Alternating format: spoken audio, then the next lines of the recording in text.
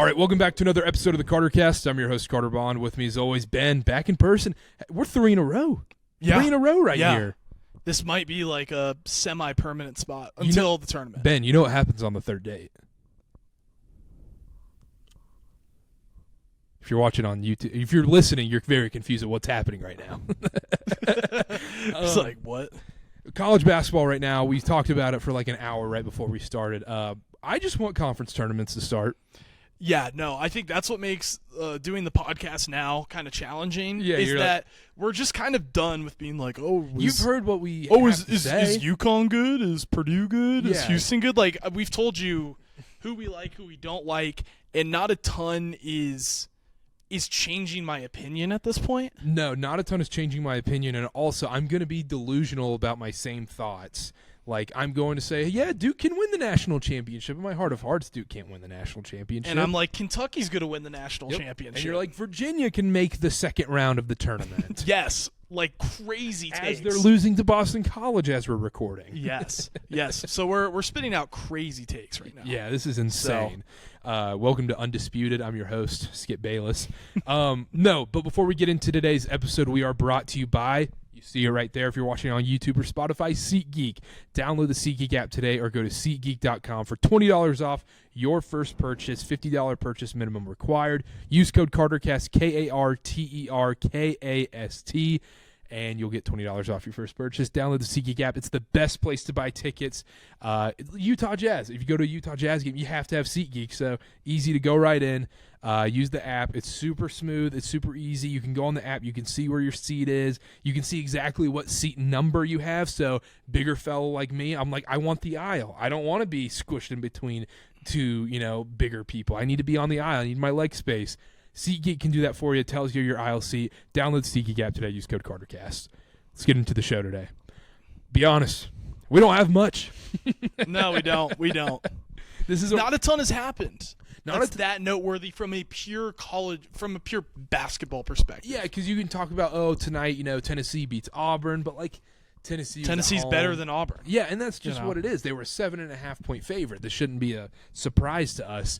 But the big news that has been swirling around college basketball, which has been very old. It's been going around for 4 days now as we're recording Wednesday night around 10 p.m. Eastern time. Court storming. I'm tired of the topic. It's an old, but I think that's coming from a Duke fan perspective because I think it's very funny for people who are not Duke fans. No, it is funny because it's the classic. This happened when I think it was either 2012 or 2013 when Virginia, like Joe Harris was on the team, beat Duke and they stormed the court. This was like pre-Virginia ascension. Yep. And Coach K was like talking about how court storming, it's dangerous, it's bad, and then all the talk is about is storming the court bad when the talk should be Duke lost. No, Duke didn't lost. They lost. I mean, Wake was the better team that game. So Yeah. But the story has to turn into Duke saving Private Filipowski. Yep. I support the troops, though. Yeah. So you're saying you don't support the troops? Not if they went to Duke. Oh, so you don't Marshall Plumlee, troop. That was a great counter. I forgot about that. I don't support legit Marshall. troop. You got me. Yeah, there we go. Got him. No, I think it's stupid, but real quick, give me your fix. How do you fix court storming? There's nothing to be fixed. I have an idea. What? I don't know how you can make this happen.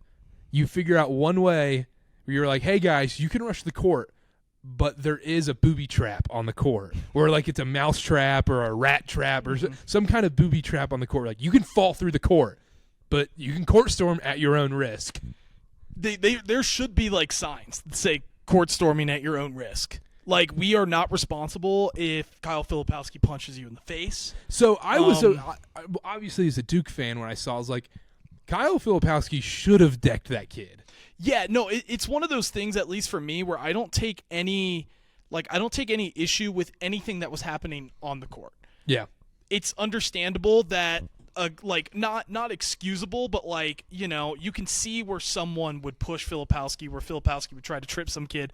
Heat of the moment, it happens. I just hate the discourse about it more than anything. Yep. Except I do sort of agree. I think honestly we shouldn't arrest these people. I think they should just death penalty might be necessary. Yeah, death penalty maybe a little too much, but it's close to fitting the crime for enjoying college basketball. 20 to life.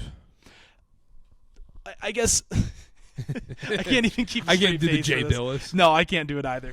That's the best college basketball meme out there right now. Is Seth Greenberg's ways to fix court storming, and people are like having to write a 1,000-word essay on what I did wrong. No cell phone for a month. No video games for a month.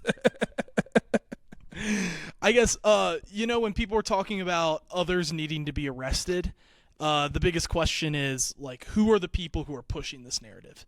And it's really Jay Billis and Seth Davis, right? Those are the two that are saying, like, you need to arrest Which these is people. ironic because... Where did they... that's crazy. No. Should we look up where they went to school? Well, they both went to Duke? So, but Explain, Carter. Jay Billis is fake Duke, though. Not unless it fits my narrative. Okay, fair. I respect that. Yeah. Seth Davis, he loves the Blue Bloods. He does. He loves the Blue Bloods. I respect that. He hates whatever I like.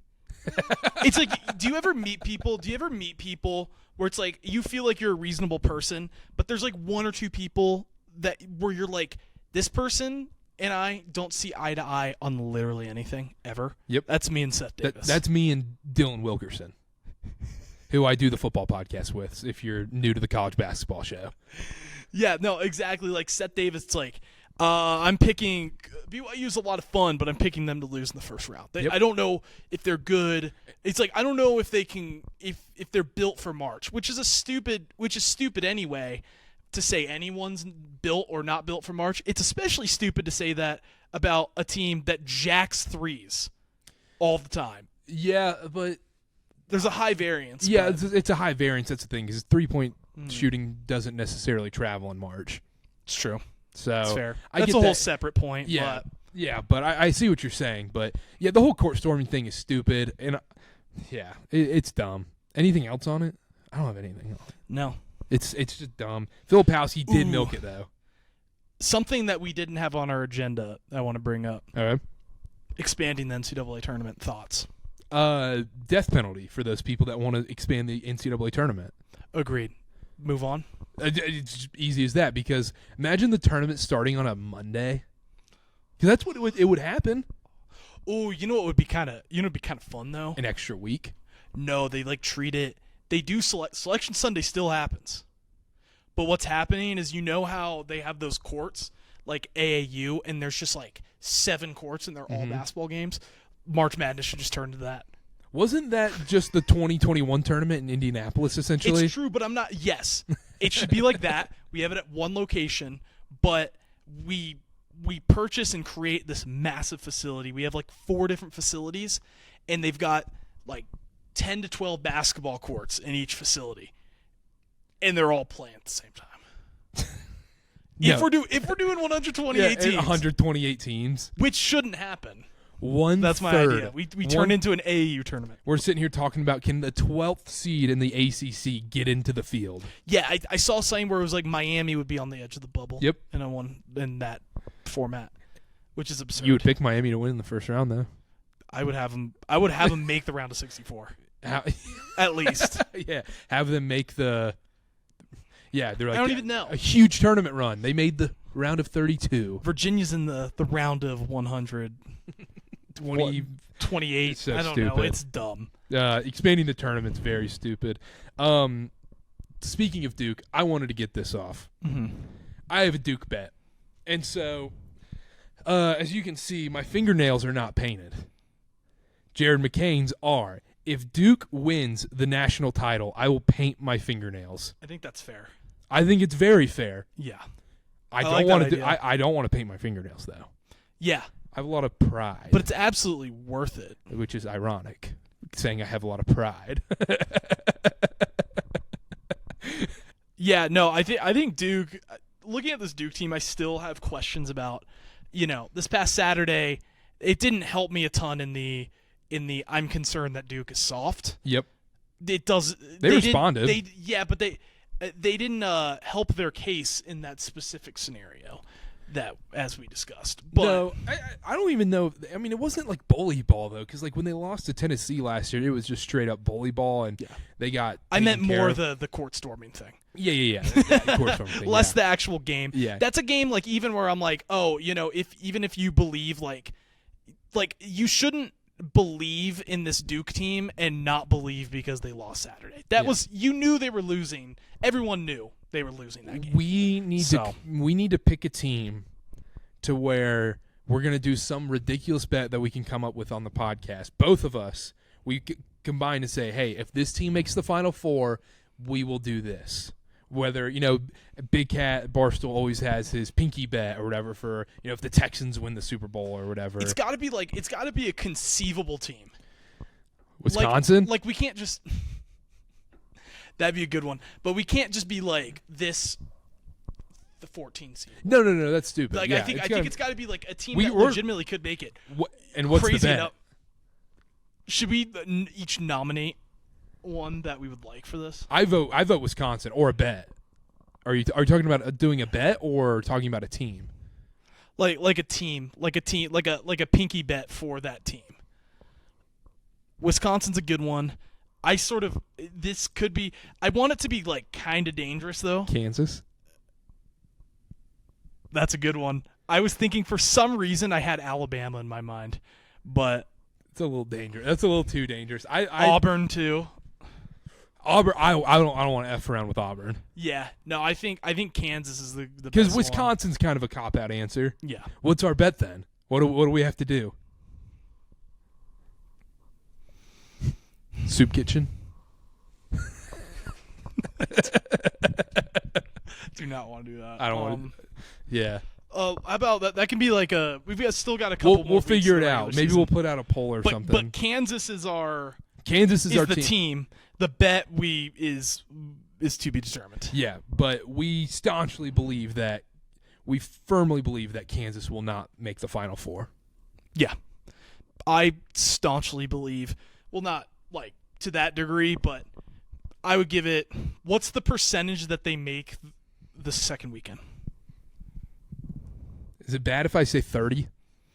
I would say something similar. I don't think, especially assuming McCullough is out.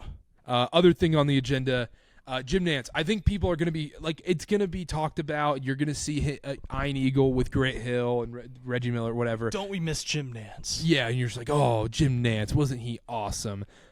Meh. For college basketball, like Masters, different story. Yeah, I just think he's a little too. He's not authentic. I don't feel the genuineness now. Especially that was saying where like I didn't feel that entire like how dare Tony Romo destroy the moment of Jim Nantz. And it's like you're destroying the moment. I think it's hilarious that he was destroying the moment that Jim Nantz had been thinking of 2 weeks. Yeah, I know. He'd been thinking for the whole year. But I don't think he came up with a plan for Mecole Hardman, let's be honest. No, he didn't. He's like, Mecole! That's all I got. He had a Travis Kelce something. Yeah, he had some Taylor Swift, Travis Kelce thing cooked up. Yeah. But no, I'm not gonna miss Jim Nantz as much. Iron Eagle's fine. Like I'm not discrediting these guys. I think they're fine. They're great at their jobs. But when it comes to the Final Four in college basketball, I want the excitement and I want the perfect balance of excitement. Gus Johnson's too much. Gus Johnson's perfect though for the first round when it's a 5-12 game and he's screaming in your ear all game. That's great. CBS and Turner Sports messed up by not putting Kevin Harlan on the main Final Four broadcast. Yeah. No, I agree, especially because, well, the problem is that Kevin Harlan's, like, one of the most, like, viral clips of him is the Kihei pass to Furman to lose the game it's the split clip of him and Van Gundy on the bottom, and they're like, Yep. Like, And Van Gundy looks like he just lost all his money on Virginia or on Furman or whatever. Yeah, and I lost all my happiness on that game as well. But anyways, yeah, Jim Nantz. Yeah, it should fraud. No. But it should be Kevin Harlan. It should be. Yeah. No, but that was the main thing I wanted to say about Jim Nantz is like, it's not even just me guessing like, oh, I feel like he makes these things up. In The Last Dance, he was talking about, I had been thinking what my call was going to be. Yeah. Like, that's not cool. No, it's not. And people are like, well, that's just what it is. And like, okay, well, I don't like it. That doesn't mean you're there with the greats then, like, of commentators. Yeah. I agree. Yeah. Isn't it sad that we're talking about commentators and court storming and painting fingernails when it's tomorrow or when Friday's March 1st? Yes. I think for me, what we need to see the calendar hit March 1st. We need the March Madness account tweeting that out. We need John Rothstein. Yeah, we need John Rothstein. We need John Rothstein screaming through his Twitter. Yep. It's March! Like, or just everyone doing that. January, February, Izzo. We just need, like... We need that. Yeah, it's a great band. You just play the hits. Just play the hits. I would say the second half of February, it's maybe post-UNC Duke. From there until March 1st, it's sort of a drag. And once you hit March 1st, it's like a second wind. Yep. You're like, okay, I'm back in this for the last couple weeks of the regular season. Yeah, because the other thing is you're mapping out where your team can get in the conference tournament. Like, ooh, we could get the double bye, or we could get the bye. Oh, we could get that 4 seed, and then maybe we get this matchup. You start mapping out your conference tournament bracket, which is like a training bra for your March Madness bracket. Yes. Which, I mean, you're looking at the ACC tournament bracket. The ACC account's tweeting out like, "Oh, if the tournament started today, would be it." And you're like, "Ooh, I like that." Like, yeah. That gets you tickled. But like, yeah, we're not even talking about basketball at this point, and which is so ironic because so many people are diving into college basketball now, and they're like, "What do you mean? This is like I'm in on it. Like we're finally watching." You're like, if you've been on all season, it's kind of dragging at this point. This is the April NBA part. It always is. Yep. It's always that way, but like I think once it hits Friday, March 1st, it's going to change for me a little bit.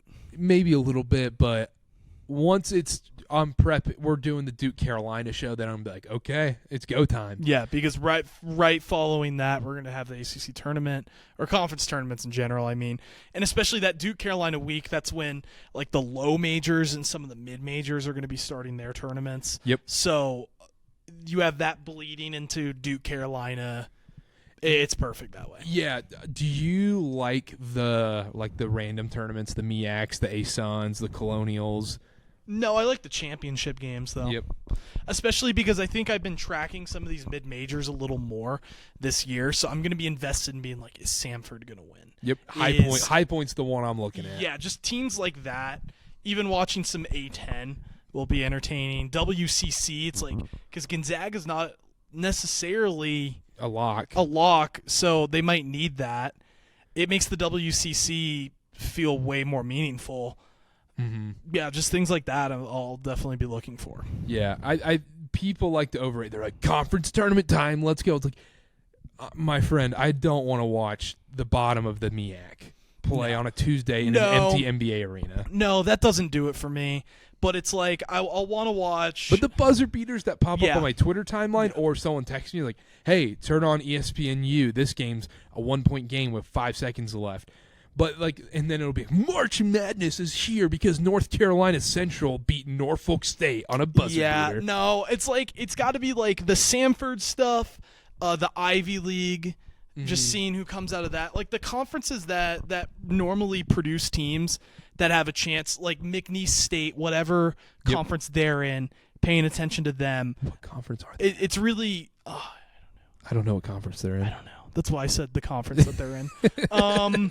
I'm trying to think. Oh, there was another one. Like watching the one with South Florida and FAU. The American. Yeah. American. Maybe it's just because of that one UConn, like 8 overtime game they had or whatever in the American. But it feels like every American tournament has a 4 overtime game. Yeah. And so, yeah, if you're a betting man, don't get in too early. Don't sit there and you're like, ooh, I want to bet on Norfolk State and North Carolina Central. Just stay back. Wait Agreed. a week. Wait till Power 6 starts. Or honestly, bet the championship games. Yeah, of that's those. fine. Yeah, but don't get in on the early noon tip-off ESPN Plus games. Yeah. Yeah, no, I know. I'm ready for March. I'm so ready for March. Let's talk about March Madness, because the basketball right now, we've done it, we've said it, we've done it a million times. We can do a little Saturday preview as usual. We could also talk about conference tournaments, because there's teams that I like in the conference tournament that I don't like necessarily in the We'll do that next week, though. We have that's fair. conference tournament That's true. previews. Just we'll more get general March Madness stuff. Yeah, Okay. we'll do general March Sounds Madness. good to me. Food. March Madness food. I think we might just be talking about this because we're hungry, but we've talked about this. And we're fat. Yeah, we're fat. Yeah, not great. But we've talked about this. I want to try the KFC Cheesa. I do too. But because I sent you, Brandon Walker was eating it, and he said it's good. It tastes exactly the way you think it tastes. Which is, I hope, and I imagine, Fried chicken on pizza, but also very white trash. Yes. Which I'm down with. Yes. I am down with that as well. An underrated meal, I just think in general we're going to have to do like maybe for one of the meals or maybe for two meals. My girlfriend and I, after a long day of not eating, were watching playoff football, and we got one of the KFC family boxes with I did KFC with last the biscuits. March Madness. We did the KFC like 12-piece bucket, and then we did along with it. What else did we? We did the sides of mashed potatoes and gravy, mac and cheese, and with the biscuits, with the honey and the butter. Yeah. It's so good. It was so good. We're feel- gonna have to do that. You feel like death after. Yes. Thankfully, though, we hadn't eaten all day, so I was like, I'm eating all my calories right now, and it's okay. A KFC. Another commercial that's been getting us, and I think they're a sponsor of the NCAA tournament. The Pizza Hut hot honey pizza. We're gonna have to eat that too. That is screaming me. We're gonna be doing what Big Cat said, of just becoming a human garbage disposal. Yes, and I will tweet out my reviews of each of these trash foods we try. Yes. I have very, very high expectations for the hot honey pizza from Pizza Hut. Yeah. I've been waiting to get it until March Madness. We're needing a stuffed crust pizza at some point. Yep. I think that's on the table. I had this take that the Wendy's commercials make me not want Wendy's during March Madness. That might be That's a good stupid, one. No. but I'm like, Reggie Miller, shut up, please. Yes. I agree, and also to be reminiscent of when Virginia won the 2019 title, I might, that tournament 2019, they were just like, drink orange vanilla Coke. Oh yeah, Drink that was orange Drink vanilla it. Coke. Drink the orange vanilla Coke. I want some orange vanilla Coke. It was so bad. Yeah, no, it wasn't very good. No, it was awful. But there's things that you have to eat for nostalgia purposes. That might be one. Yeah, the Lilly AT&T commercial is going to piss me off because it's going to be like I lose my third bet of the day, and it's only Thursday afternoon. We're going to have to get wings at some point. Yeah, get wings. Oh, dude, that sounds amazing. Virginia? They're on a 10-0 run in the last 4 minutes. Let's go. I need Virginia money line for the culture. I people. need Virginia money line for your NCAA tournament and your hopes. mental health. Yes, because if they're playing in NIT or not even just the NIT in Dayton, Yeah. I'm not going to be a happy person. No, if your team, I need a heartbreaking round of 64 loss. It's a tradition yeah, where I'll be pissed and I'll drown my sorrows in some KFC yep, or yep. hot honey pizza. And Mountain Dew Voltage and Baja Blast. Yes, you have to have the canned Mountain Dews. Yep. We did that last year. You have to have it. Yeah, I'm gonna go get stocked up this weekend. Just getting ready. Just get me a little excited. And It's like food storage. Yeah. It's like we're preparing for a natural disaster. Yeah, and my But wife's that natural disaster is March Madness. And to your wife and to my girlfriend, this is a natural disaster. This is a state of emergency type situation. When you're late at night and you're sitting there, you're like 12 years old or 10 years old or whatever, and you leave your TV on and George Lopez is blaring in the background. It's like 3 a.m. Yeah, exactly. And they're all flying But on then the screen. Yeah. it's like a Tuesday night, and all of a sudden you hear, and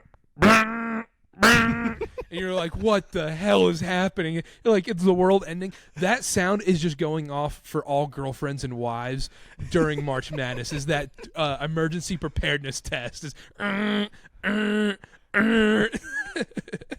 and you're just like, except it's not a test. But yeah, it's that. But that's The going real off thing. in February. You're like, this is an emergency preparedness test for your wife. Then March 1st, like, And your wife, and like, this is a March Madness warning. And the wives are like, oh. They're just crying. They're watching The Bachelor alone, like. While I'm sitting there filling out brackets, be like, no, I think High Point can get the win over in the 3-14 matchup against Kansas. Yeah, against Kansas, exactly. That's gonna be hilarious. I'm so excited. Any dark horses for March? Dark Horse is always like a But put your nuts on the line here. Quit. We got to stop, playing around and, being like, oh, well, I like Duke. Okay. I like Kansas. Okay, I like Samford to make the second weekend. See, I like that. There you go. Now you're cooking. No, that's a real one. And some team like that, I'm not saying Samford will, some team like that will make the second weekend. Yeah, McNeese State, those Samfords, yes. Yeah, 100%. one of those teams will make it. It might be a lower seed. The last couple of years, it's been a lower seed. Watch out for Texas. This Texas team, they're the worst coached team in America, but yet they are a top 15 talent-worthy team in America. And they put it together against Texas Tech in Lubbock. Purdue's like, please no. Yes. That is, if you're a 1 or 2 seed and you're like, ooh, I have Texas coming up, that is a disaster. They can play with the best of them. Watch out for Texas. If I like Texas's matchups, I could see them in the Elite Eight. I know that's crazy, but I could see Texas making that second weekend. I mean, it's not a worse roster than the team that made the Elite Eight last year. You're telling me that's really? You're telling me that Texas is worse than a San Diego State of last year who made the national title game? No. They are so talented, but Rodney Terry is just such a, as TikTok kids say, mid. He's just a mid coach. Yeah. Like, he's just meh. Yeah. I fist bumped a UVA 3, by the way. There you go. So if anyone was wondering why I was doing that. It wasn't a political statement. No, it wasn't. It wasn't. You're Texas. Yeah. Texas. They're better than San Diego State last year. Yeah. It was not me doing that. I love Rodney Terry. Said no one ever. He looks like, have you watched Breaking Bad? Yeah. Gus Fring. Yeah, he does. He looks just like him. Yeah. Texas fans probably, think of him as an evil Breaking Bad. He's got to be memed in Texas like 24/7 sports message boards. Oh, he has to be. Any other dark horses you like? Because what are our thoughts on South Florida? They might, because they're sort of entering the sphere. They're entering the sphere of not calling out people, but I'm not going to call out people, but college media darling. Yeah, college basketball media people. Well, they're like, South Florida, watch out, and you're like, that makes me not like them. Is that stupid? That's no, terrible. It's not. That's terrible. But analysis. it's one of those things where their resume isn't very good. They're hot lately, but I'm not sure how real it is. Yep. And it feels okay. I've got a comparison. Go for it. Are they this year's Charleston? Ooh. Where it's like they're the thing that all the casuals like. They're the one that all the casuals like, but they're really not like that. Like their metrics aren't very good. I hate being like, oh well. They've got they're 82 in net and they're 122 on adjusted efficiency according to Bart Torvik. I'm not one of those people, but it's a good indicator if a mid-major has these terrible metrics. It's they might just be I don't know. Yeah. It's kind of like Charleston. Charleston wasn't considered good by those metrics. Yeah. They hadn't played any. I like that comparison. I like that comparison. I could see that. South Florida's one I'm like, okay, I'm going to keep my eye on them, but you get South Florida versus Dayton in the first round. The easiest pick of my life. Yeah, to pick Dayton. Yeah, to pick Dayton. Yeah, that's one. This is one of those, if they're going across a P5 team, that's the opportunity that they have. Let's play the Seth Davis game real quick. South Florida against they could be an 11 to a 6 seed of one of those Mountain West teams, and I'm choosing South Florida. Okay, yeah, probably because I hate the Mountain West. Let's play the Seth Davis game though. So you don't see the bracket obviously because it's end of February, early March, but you have this preconceived notion that this team is not winning in the first round no matter what. Who is that team that you're like, I don't care who they play. I don't care what their matchup is. I'm not picking them to advance to the second round. You go first. Oklahoma. Okay. Oklahoma. Okay. I think they are very well coached. The talent is not there for me. Mm-hmm. And I think that gets exposed in March. And I'm very, very low on this Oklahoma team, as I've been all year. And I just don't see it with them. I just don't see it. That's a good one. I'm going to say one. They're going to be in the 7-10, 6-11 game. Mm-hmm. Yeah, I would take the 10 or 11 seed in that matchup. Ooh, I've got one. Go for it. Wisconsin. They'll be 5, 4, 6, 11, 7. Yeah, because them losing every game doesn't matter to seeding, apparently. Yeah, but what if Wisconsin's just like, dude, F it, let's turn it on. Well. Also, what I could see with Wisconsin is can't you see Wisconsin getting matched up with them falling to a 6 and getting a garbage fellow Power 5 team, and you're like, I don't like them either. Yeah. Like who would be the matchup then there in that hypothetical scenario? Oklahoma's just on my mind. Like a Wisconsin-Oklahoma game. Ugh. Even look, I'm biased, of course, so I'd never do this. And they played in the regular season, so they're not playing again in the tournament. Yeah. But if it was Wisconsin-Virginia, you'd be like, well, come on. Like, you're just giving me the same thing, but a worse version of it. I think a lot of people are going to say, no matter what, a lot of people watch that Carolina game. I think a lot of people are going to say, no matter who Virginia's playing, I'm picking against Virginia. Yeah, no, they definitely will. Should make you feel great. They do that every year. That's an every year thing. But at the same time, though, like this, just about that Virginia UNC game. If Virginia has any semblance of this is a bad offensive team, but I've seen them hit shots before. If they have any semblance of offense in that game, they beat UNC pretty easily. UNC was glaring in that game. Like, it was bad. Like, the defense that was being played by Virginia, they got everything they wanted out of their defense. I mean, R.J. Davis scored 42 points the other night. Reese Beekman held him to, 1 of 14 from the field. Yep. Harrison Ingram didn't do anything with Ryan Dunn on him for a large large part of the game. Yep. They got everything they wanted, but then Cormac Ryan hit, 10 threes. It's whatever. Good segue, Virginia. Let's do Saturday previews and let's get out of here. Short episode today. We'll be back. You think these episodes are short now? Just get ready. I mean, we're gonna be back next week. We got Duke Carolina preview. We're gonna make up for it. Oh, don't worry. Conference tournament previews, NCAA tournament, Selection Sunday. It's gonna be amazing. So we'll be back for that. But anyhow, Saturday preview. Duke Virginia. Games in Cameron. I believe Duke will probably be favored around 5.5 points, 6 points if I had to guess. Sounds right. I like Virginia in all those matchups. The worst time to play Virginia as a Duke fan is when they are on the bubble /NIT. I don't see it on Saturday. I don't see it either, but I'm sort of tending to think it's not a blowout. I am thinking it is Duke wins 66-56. Something like that. Yeah, I think Duke wins 70-58. Yeah. I think they take care of business on Saturday against Virginia. Yeah, I think so too. I think Ryan Dunn's going to have a lot of success against Filipowski, but Beekman can only guard one guard. Who's guarding Roach or McCain?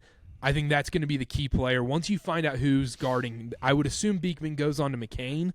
I think so. And therefore, if you're a betting man and you're on Prize Picks or something like that, I would look at Roach props in this game. I agree. Proctor doesn't scare me too much. I think this is one of those things where I think Andrew Rohde is probably the second best guard defender out of the guards that they're playing a lot. He'll be on Proctor, and Rohde struggles with guys who are just overwhelm him athletically. Yep. And I don't think Proctor's that guy.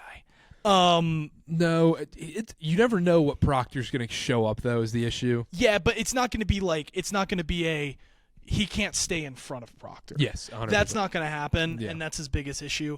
I think it's whichever Roach or McCain, whichever one's not being guarded by Beekman, could cook McNeely. Yeah, and they're the ones they're gonna have to go off for 20-plus points in this game. Yeah, I agree. And when there's not going to be a lot of possessions and not a lot of scoring in this game, obviously, the total's probably going to be like 128 in this game. Ryan Young, big game. This is going to be a Ryan Young game. It could be. Because Filipowski's going to foul Ryan Dunn, and you're like, oh, crap, Filipowski got 2. And you're like, why did you foul Ryan Dunn? You don't need to foul him Exactly. or guard him. Yes. And so, therefore, I think we're going to see a lot of Ryan Young in this game, unfortunately. But, yeah, I think Duke handles this one. I think they cover the spread, too, whatever the spread is. Totally fine. I've accepted it. I think we could totally beat you guys this year. Mm-hmm. It's in the ACC tournament, though. It's in Washington, D.C. It's not on Saturday. I'm not going to the ACC tournament this year, and also we saw last year Duke went on this crazy stretch. They beat Carolina. They win the ACC tournament completely, win some big games there, and their seeding did not improve in the slightest by doing that. I think John Shire knows that this year, and they're like, hey, let's just get ready for March. I could see a very 60% Duke performance in D.C. I agree, and I think that's a perfect opportunity for Virginia because if Virginia holds on in this game against Boston College, they lose to Duke by 10, 12 points like we're saying. They beat Georgia Tech. They beat Pitt maybe, and then like they're in at that point. Yep. They're in. Like even without the ACC, the first ACC tournament, like maybe or maybe not, but I think they're in once they get to that Duke game. And that is going to be like not about anything in particular besides being like, we need to beat a really good team going into the tournament so we can say, okay, we can beat a really good team. So that's why I almost in a weird way, I kind of see Virginia losing the ACC championship to whoever, then they'll beat UNC or Duke and then lose to the other one in the championship. That's how I see it playing out. Yeah, that's a really weird particular thing. No one really cares about the Virginia thing, but yeah, we don't really have a ton to talk about. So yeah, exactly. And also, Virginia is going to have the home court. It's going to be majority Virginia fans in D.C. too. So. Yes, especially in comparison to Duke. With UNC, it's like 50-50. Yeah. But yeah, Duke for this game, real quick. Duke gets it done. This is a big win. This is is Duke soft game? This answers a lot of questions about whether Duke is soft or not, if you can go against this pack line defense. And, if guys like Roach and McCain can step up and hit those big shots in big moments, because this game is not going to be by 20 points. It's going to be within a 10-point game the majority of this game, and Duke pulls away with free throws at the end. Yeah. So there's a huge test for Duke as well. But let's stay in the ACC. We got Carolina versus NC State on Saturday. Where's it at? Carolina.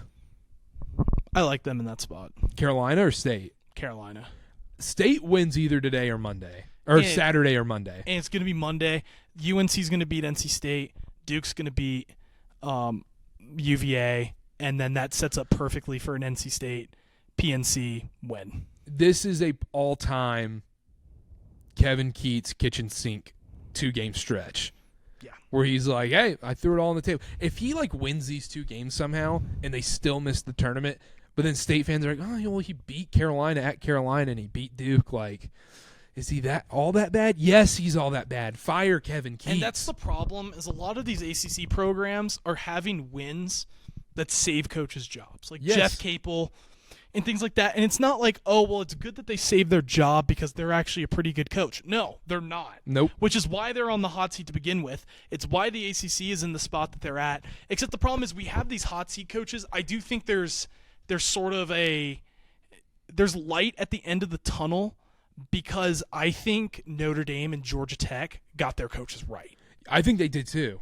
I think Stoudemire and I think Shrewsbury. Shrewsbury, duh. Yeah. I think they got their coaches right. And I think Louisville gets it right this offseason. I think so too. But then you go to Wake. Wake is the fascinating one, because I think Kevin Keats and Jeff Capel are in that same category, where they're kind of weirdly expensive coaches, but they're they beat Duke, but they're not going to win more. They're not going to win a game in March. Yeah. And so, but with Steve Forbes, it's interesting because it's this has been the same story every year, where you have elite players. You have probably a first-team All-ACC player on your team each year, but you never make March Madness. You never make the tournament. Yep. And I'm not going to use the Seth Greenberg comparison again, but eventually you just got to make the tournament. And everyone likes to talk about Steve Forbes as this great coach. Like, how has the narrative not shifted yet? If he misses this one, I think the narrative has to shift. I think this is where people start turning on him. Mm-hmm. I think this is it. Steve Forbes, I feel like he's an essential guy to making ACC coaches to like elevating the conference a little bit, because it's not the top that has major issues. It's like the middle. Mm-hmm. And so we need more of these middle teams, like just teams that are tournament teams. Yep. So it's like I think Notre Dame gets them. Like I think Notre Dame gets there. I think Georgia Tech gets there. I have no idea about Syracuse. I have no read on that. Leonard Hamilton's on the way out. Leonard Hamilton will be on the way out. Brad Brunell, another one where he'll be around forever, and he's not good. As TikTok kids say, dude, he's just mid. Yeah, he is mid. He is the most mid college basketball coach there has ever been. Oh, depending on the matchup, they might be one that I pick to lose. I don't know, because then you could just see him winning. Like PJ Hall, you're like, oh, I kind of like these guys. And then, And before we move on to our next game, give me a score prediction for Carolina versus NC State. I will say Carolina 80, NC State 70. I think this is close. I think this is a close one in Chapel Hill on Saturday. I think NC State throws everything at it. I think it's either NC State just gets dog-walked or they come out just nailing shots, and Horn's actually hitting shots in this matchup. I'm going to go 84-83 Carolina. I think Carolina gets it done at the very end. Very scary, like if you're a Carolina fan, you're like, oh, that was one of the worst games I've ever watched, like the Miami game earlier this week. Yeah, I could see it. Yeah. Let's move on. Let's do Kansas Baylor. Game is in Baylor. Kansas gonna probably be without McCullough. Mm-hmm. Baylor coming off a win against TCU. They had just lost 2 in a row to BYU and Houston. Oh, Misi missing that free throw. It cost me Baylor money line. That was tough. But anyhow, Baylor's coming off that win against TCU. Kansas coming off the loss against BYU at home. Without McCullough, how do you not pick Baylor in this game? Yeah, I don't think there's really a way in which you can.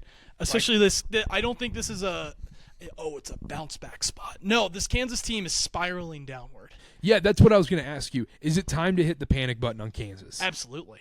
I think I would be smashing it right now. If McCullough, like what you see, what the I was hovering over it before last night, but then last night's smacking it. And if McCullough's not playing, this team, and it really just feels like he's not. Yeah, I don't know exactly. He could come back and we could be wrong, but that scares me. Like I want to say I would be smashing the panic button if I'm a Kansas fan right now. It's like, all right, all hell's broken loose. Like this season is becoming a disaster. You heard what Bill Self said, right? About we are preparing. We're going forward as if he's not coming back, which tells me he's not coming back. Oh, that sounds like a. Oh, that's not an enthusiastic, optimistic thing to say.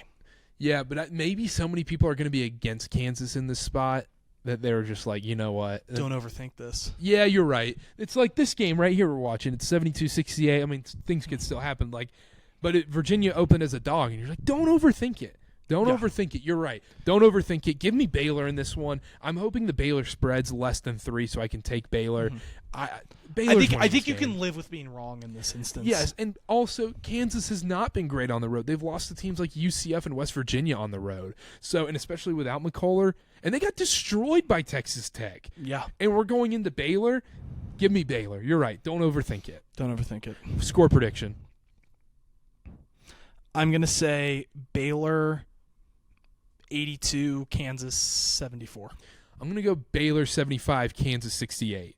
Okay. I think Hunter Dickinson has his 20 and 10, but it's a very high usage 20 and 10. He needs to be like the second guy. Yep. He needs to be like the second guy with an elite guard. And they don't have to step up? Like who steps up for them? He has to be, or they need Nick Timberlake to be the guy they thought he was going to be going into the portal. But I think that's kind of a lost cause right now, right? It is a lost cause right now. And then last game I want to talk about, Bama, Tennessee. This is going to be phenomenal TV. I mean, just fantastic TV. Bama, Tennessee, back and forth, don't connect. It's going to probably be the college game day game, I believe. It's going to be on ESPN, late night game. I don't know what to do here. Alabama, I think, is losing to Ole Miss right now as we're recording. Tennessee just beat Auburn. This is a game I could see Tennessee just coming in and shooting or Alabama coming in and shooting the lights out. Bama's now up 8, but I agree with you. This feels like a Bama spot. And I don't like this Bama team, and I really like this Tennessee team, but it just feels like a spot. Yeah, I'm contradicting myself constantly right here. Give me Tennessee. Okay, I am also contradicting myself, and I'm going to say Tennessee based off the own advice that I gave myself, which was to not overthink. Yeah, don't overthink Tennessee's it. better. Tennessee's better. And Tennessee was scoring. Yes. And Tennessee can make Bama uncomfortable and make Bama not want to play their game. Congrats on the money. Oh, let's go. UVA money line. Bang. Bang. Yeah. Let's go, baby. Let's go. Go. Go Who's. Still alive. Yeah, there we go. Hey, Actually, not even just ACC regular season. Okay. Not only just still alive, I really thought going into this game, like, loss, you're not making the tournament. Win, you're making the tournament. Okay. I love that delusional thinking has moved so fast. No, but it's moved so fast. fast. Like, are we going to beat Duke? I mean, No. I don't think so. Are we going to beat Georgia Tech at home? Who knows with Georgia Tech? But probably. Yeah, you're going to beat Georgia Tech. You know what I mean? So, like, this was the one where it's like, if you go 1-2, you're probably not making it. You go 2-1, you're probably fine. Yeah. So, yeah. Anyway. Bama, Tennessee, though. Score prediction. I'll start off. I'll go Tennessee 89, Bama 87. Tennessee 90, Bama 74. Bama 74. Yeah. You think it's a blowout? Yeah. I went from Bama's going to win to Tennessee blowout in the midst of 2 minutes. Yeah. I really like this Tennessee team. Like, I think they're towards the top for me. Yep. Of national championship contenders. Yeah, I have my national championship ticket sitting at home, 25-1 Tennessee. I'm like, I have my Duke and my Carolina ones and whatever. I'm like, no, I'm staring at this Tennessee ticket, be like, you will pay rent. Yes. You're the one. You're the chosen one. Yeah, but nothing else, right? Nope, I think we're good. All right, that's it. Make sure to download the SeatGeek app or go to SeatGeek.com. Use code KarterKast for $20 off your first purchase. $50 minimum purchase required. That's KarterKast, KarterKast for $20 off your first purchase at SeatGeek. Download the SeatGeek app in the App Store today. And going forward, scheduling-wise, NBA pods are going to be on a hiatus. We're going to pause the NBA pods for a hot minute as we're going to be in college basketball season. Once March starts, the NBA dies. I asked Connor this question. Can you name one NBA basketball memory from the month of March? No. The only one I think it was in March. Didn't Michael Jordan come out of retirement during March? Am I stupid? I don't know. But whatever. The only Maybe thing I'm I totally think I wrong. remember was I think Steph hit that half-court buzzer beater on OKC in March. But that might be my delusional thinking, or it might have been January. No, because February? I remember this is crazy. There was a big Virginia UNC game that I was at that day. In March. Maybe March, I but think it was wasn't- early March. You might be right. Oh, we'll look it up. Because it solidified Malcolm Brogdon as ACC Player of the Year, and Bryce Johnson was not. Oh, that sounds like hell. Yeah. Malcolm Brogdon. But anyhow, NBA pods are paused for a minute, so we won't be back with any NBA pods. We'll be back. College basketball is going to be in full swing. Next week, we're going to have Duke Carolina preview, and then we're going to get into conference tournament time. We're going to preview all the conference tournaments, and then we'll get into March Madness. We'll have a Selection Sunday show where we'll fill out brackets and go through each game, and that'll be a super fun one. And then we'll also be recording every night right after the first round games, after Thursday, after Friday, after Sunday, after the second round games. So 3 pods will be coming that weekend as well. Stay tuned. We're going to have a KarterKast bracket group challenge, $5 buy-in, 1 bracket per person, and it's just going to be on the ESPN classic ESPN bracket group challenge. Nothing crazy. You can pick your 1 seeds. You can be chalk, or you can go 10 seeds with Texas or something stupid. So check out that. KarterKast.com will be live this weekend, so log in there, see there. We'll have articles and blogs going all March Madness. Thank you guys so much for listening. Follow at BDHammond28, at KarterBA, at KarterKast on all social media. Subscribe on the YouTube. Subscribe on Spotify, Apple. That's it. We'll see y'all next time. Bye.